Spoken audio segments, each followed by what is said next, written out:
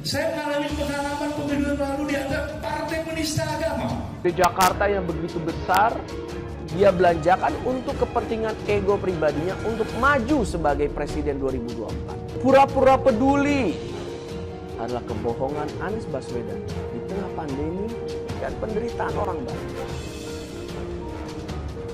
Rekam jejak pembohong ini harus kita ingat sebagai bahan pertimbangan saat pemilihan nanti di 2024. Jangan sampai Indonesia jatuh. Sama Anies Baswedan juga demikian. Dia akan mengumpulkan massa yang jenisnya berbeda dengan massa yang dikumpulkan oleh Partai Nasdem. Apakah dua jenis massa ini, massa Anies itu adalah massa yang marah kepada Pak Jokowi dan pemerintahan ini? Massanya Nasdem adalah massa yang senang kepada Pak Jokowi. Apa bisa disatukan? Itu perjudian.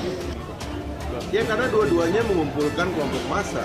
Anies mengumpulkan kelompok massa Islam yang marah, Ganjar mengumpulkan kelompok yang cemas kepada massa Islam. Dan ini nggak boleh di-entertain terus-menerus, dilayani.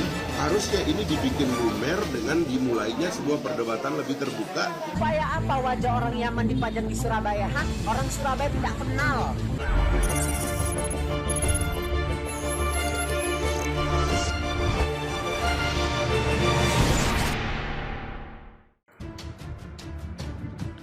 Dituduh pendusta, tokoh NU langsung tunjukkan kebaikan Anies Baswedan.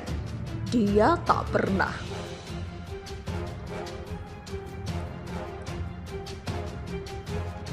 Tokoh Nahdlatul Ulama atau NU, Umar Hasibuan, marah ketika dirinya mengetahui Sri Wahyu Purwanto telah menuduh Anies Baswedan sebagai seorang pembohong besar.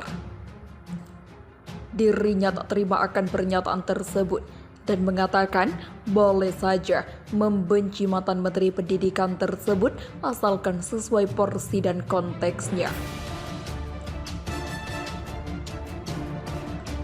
Hal tersebut menyusul pernyataan Sri Wahyu Purwanto yang tak hanya menuduh Anies Baswedan, tetapi juga menghina negara Yaman.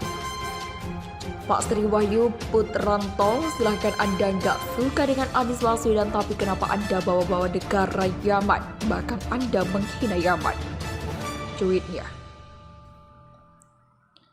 Menurut Gus Umar, Sri Wahyu Purwanto beruntung karena Anies tidak memenjarakannya dengan tuduhannya ke Gubernur DKI itu. Anda beruntung, Anies nggak pernah penjarakan orang karena Anda brutal banget tuduh Anies pembohong. Anda mau terkenal? Nih, saya viralkan. Ayo guys, viralkan orang ini. Pungkasnya. Sebelumnya dalam video TikTok yang baru beredar, Sri Wahyu Purwanto menegaskan, yaitu engineering dan kalau salah itu berbahaya. Gue gak mau disamakan sama Anies. Gue tuh orang expert engineer. Gak mau berbohong. Kerjaan gue tuh engineering. Jadi kalau salah itu berbahaya, tuturnya.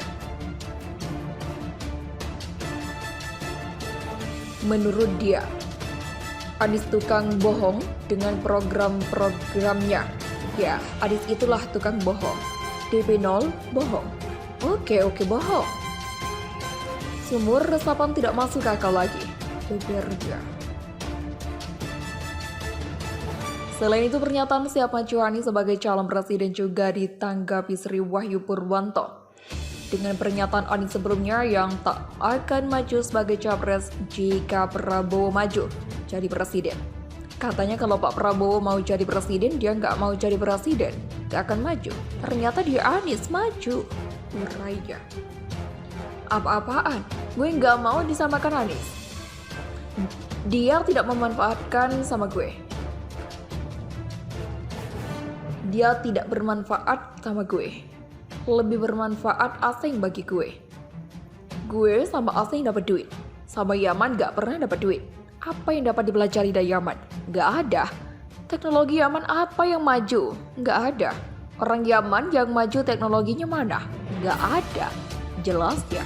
Kalau Cina, lu tahu gak? Cina tuh dengan bisnis kelapa sawit ya. Udah menyediakan lapangan pekerjaan kita 12,4 juta. Itu dari bisnis kelapa sawit, belum rokok, belum Indofood, belum lain-lainnya. Jelasnya.